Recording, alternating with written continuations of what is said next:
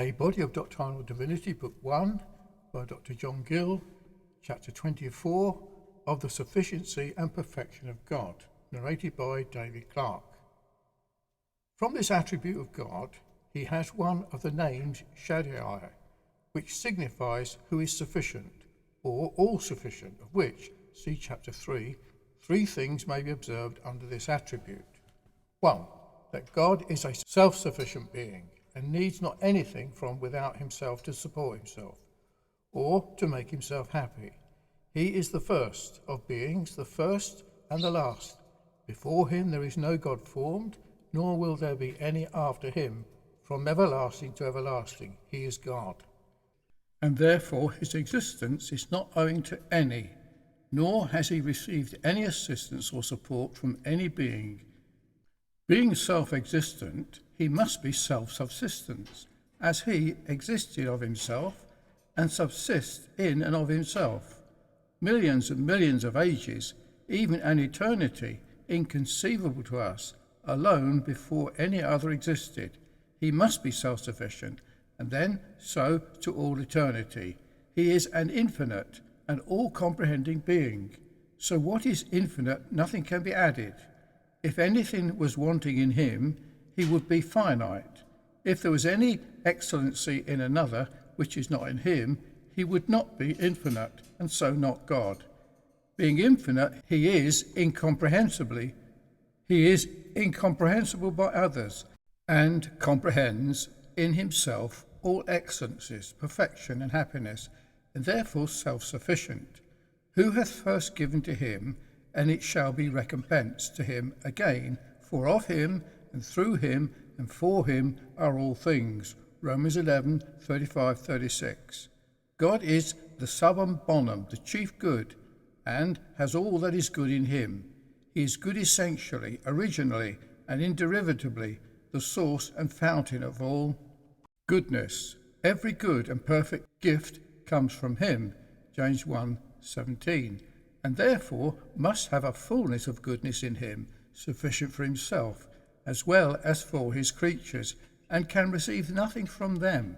Otherwise he would not be the independent being he is. All have their dependence on him, and owe their being and their preservation of it to him, but he depends on none, which he would if he stood in need of, or received anything from them.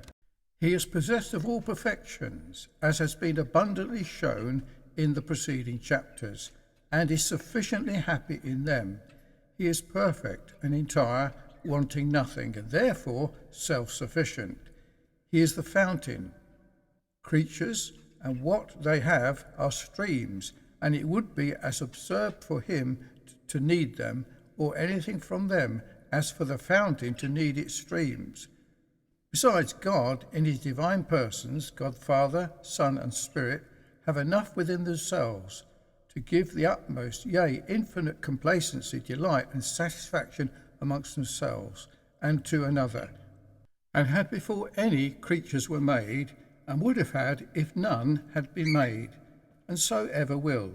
The Father delighted in the Son, the brightness of his glory, and the express image of his person, the Son in the Father, before whom he was always rejoicing, when as yet no creature existed, and both in the blessed Spirit proceeding from them, and he in them. Proverbs 8:30. The creation adds nothing at all to the perfections and happiness of God, nor makes the least alteration in him. It is indeed said, Thou hast created all things, and for thy pleasure they are and were created. Revelations 4:11. But pleasure, that does not signify delight, satisfaction, happiness, as if they were made for the sake of that in God, to add unto it and to increase it, but the good will and pleasure of God, and should be rendered, by thy will they are and were created. God has made all things for himself, that is, for his glory, his manifestive glory, but then this adds nothing to his essential glory and happiness. The heavens, and so the other parts of the creation, declare his glory, but to whom, not to himself, he needs not such declaration. He knows perfectly his own glory, which is always invariably the same, but to angels and men, that they may contemplate it and receive benefit by it. The invisible perfections of God, his eternal power and Godhead, are seen and understood by the things that are made, but not by God himself, who needs no such glass to view them in, but by men, and the design thereof is to make some better and happier, and others inexcusable. All creatures stand in need of God, to supply them and support them. They consist in him, and upheld by the word of his power, live and move and have their beings in him, but he stands in need of none of them, being self-sufficient. And as he does not stand in need of the creation in general, so not of men and angels in particular, not of men, nor of any service of others, which can add nothing to his perfection and happiness, not of their worship. For he is not worshipped by men's hands as though he needed anything. No, not their worship. Acts 17:25. He is, and ought to be, the sole object of their worship. It is their duty to worship him, and that in a spiritual manner suitable to his nature, as a spirit. But then not he, but they are the gainers by it. The ordinances of divine service under the former dispensation were, and those under the present are, for the instruction, edification, comfort and peace of the worshippers, who are hereby led into communion with God and the enjoyment of his gracious presence, and so find it is good for them to wait upon him in them. But what benefit does he receive thereby? He stands in no need of their prayers. It is both their duty and privilege to pray to him, the God of our life, for the mercies of it, temporal, spiritual, and he is pleased to express his approbation of it and to resent a contrary behaviour. But who has the advantage of it? Not he, but they, for whose sake is the throne of grace set up, not for his own sake, but for the sake of his people, that they may come to and find grace and mercy to help them in their time of need. Nor does he want their praises, nor is he benefited by them. They are his due, and it becomes men to give them to him. And he condescends to accept of them, and express his well-pleasedness in them.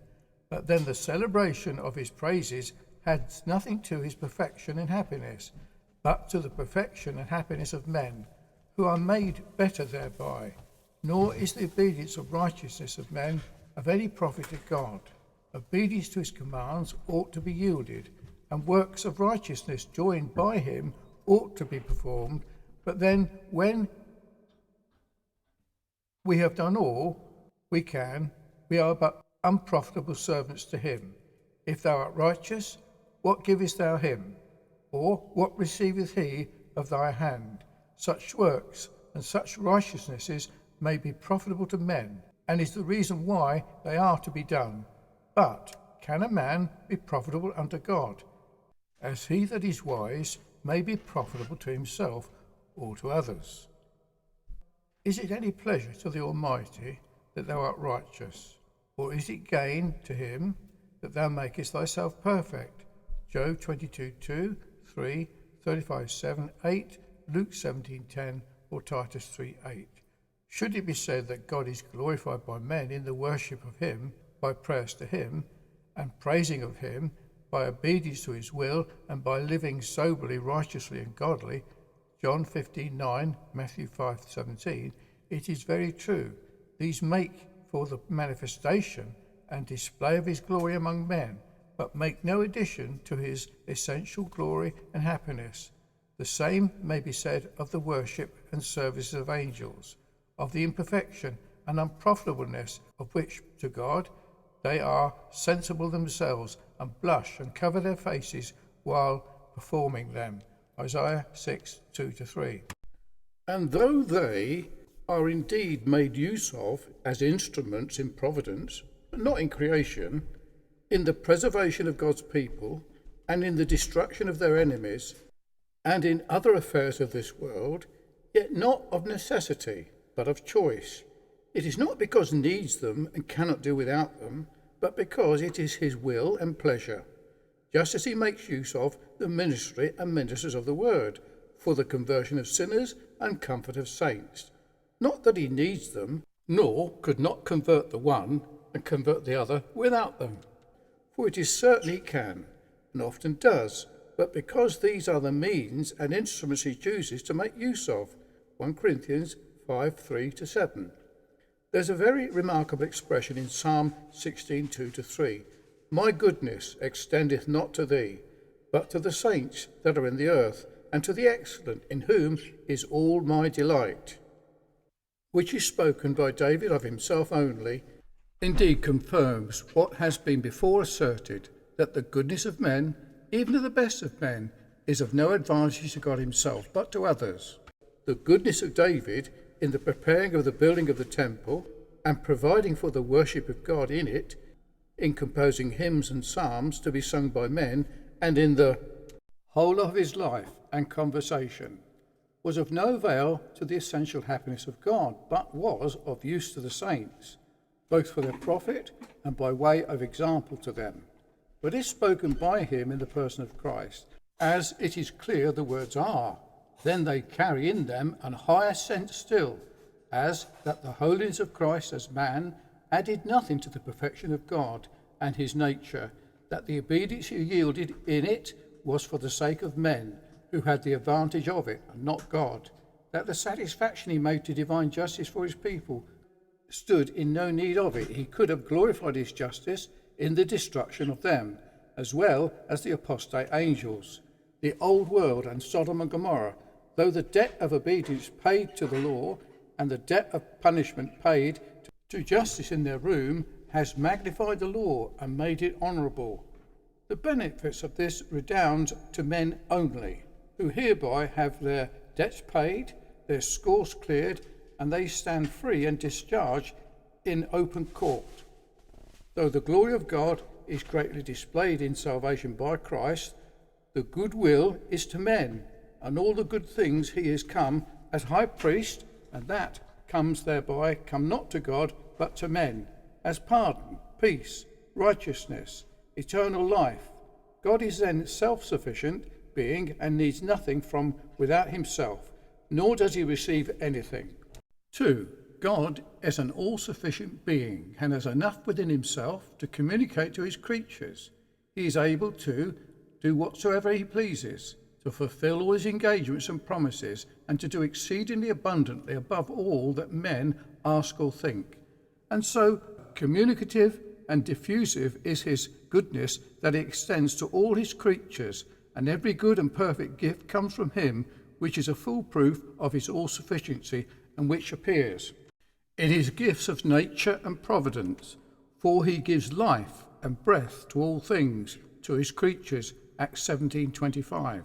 A painter may paint as near as life he can be, and a sculpture may give a statue its just features and frame its limbs in proper symmetry and proportion, but neither of them can give life and breath. But God is sufficient to do this, and has done it. And he breathed into Adam the breath of life, and gave life to all his posterity, and is with great propriety called the God of their life. Psalm 42:8. And he is sufficient to support, maintain, preserve the life he has given, and does, as long as he pleases. Job 10:12, 12:10, Psalm 66:9, and to provide for men all the necessaries of life, as food and raiment, which Job was fully satisfied of, and therefore covenanted with God for them. Genesis 28:20, and to take care of all the creatures, the fowls of heaven, and of the mountains, the beasts of the field and forest, and the cattle on 1,000 hills, which as they are his property, they are his care, and a large family they be to provide for every day, and food suitable for them. And yet this he is sufficient to do, and does. All wait upon him, and he gives them their portion of meat in due season. Psalm 50:10, 11, 104:27, 28, 145:15, 147:9. Yea, he is sufficient to govern the whole world, nor does he need any wisdom, counsel, advice, and assistance in it from any of his creatures.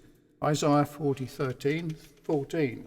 He disposes and overrules all things as he pleases, and not only influences, directs, and manages in matters of greatest importance, which concern kings and governors of kingdoms and states, but even those of the lowest consideration and use, and so in all things intervening, or of a class between the one and the other. Psalm 22:28, Proverbs 8:15, 16, Matthew 10:29, 30. In a view of which it may be well said, O the depth of the riches both of the wisdom and knowledge of God, with all sufficiency must be possessed of. Romans 11:33. God appears to be all sufficient in the communications of his grace.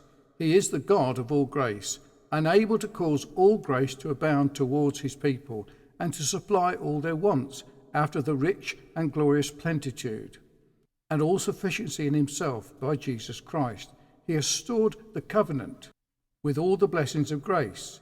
He has prevented Christ, the head and mediator of it, with all the blessings of goodness. He has blessed his people in him with all spiritual blessings, and given them grace in him before the world began, and caused the fullness of it to dwell in him, which is always sufficient for them in all ages and periods of time, for them of all nations and kingdoms throughout the world, for them in every state and condition of life, for all believers, weak or strong, and he has a sufficiency of it for all saving purposes, for their acceptance with God and their justification before him, for the remission of their sins and the cleansing of their souls, and for the supply of all their wants, while they are in a state of imperfection, and he has a sufficiency of it to communicate at all times. When they are called to service, extraordinary, ordinary, and ordinary or extraordinary, to do or suffer for his name's sake in times of affliction, temptation, desertion, and in the hour of death, to bear up under and carry them through all and bring them safe to his kingdom and glory.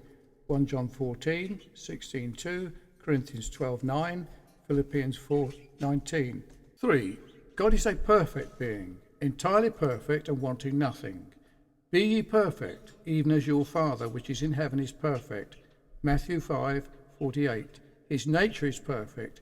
The more simple and uncompounded any being is, the more perfect it is.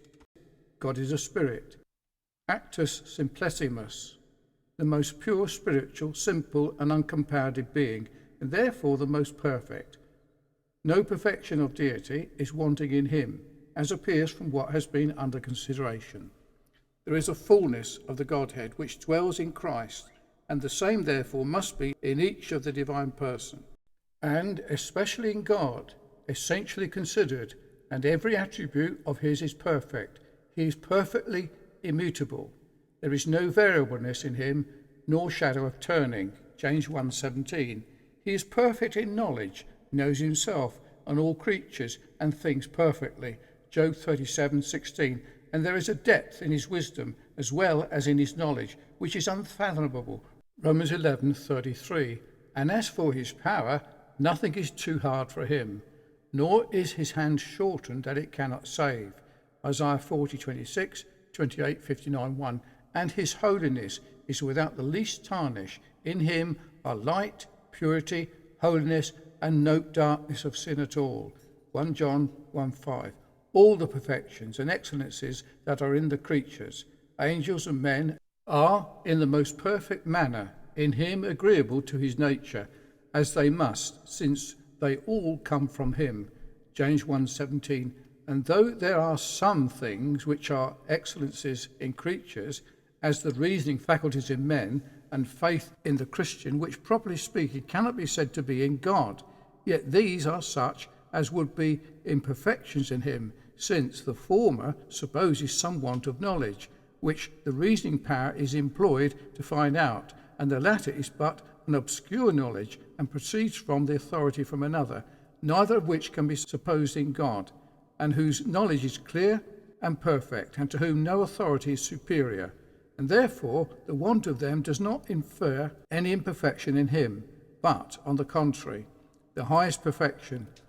Once more, he is a rock, and his work is perfect. Deuteronomy 32:4. His work of creation is finished, and so is the work of redemption, and ere long the mystery of providence will be finished, and the work of grace on the heart of every one of his elect. And as for God, His way is perfect. Psalm 18:30. His ways of providence are without any just blame. Every path of mercy and truth he pursues. He never leaves till he has finished it. And the way he prescribes to his people to walk in is perfect, and the scriptures which are of him are able to make the man of God perfect. Revelations 15:4, Psalm 25:10, 19:7, 2 Timothy 1:16-17.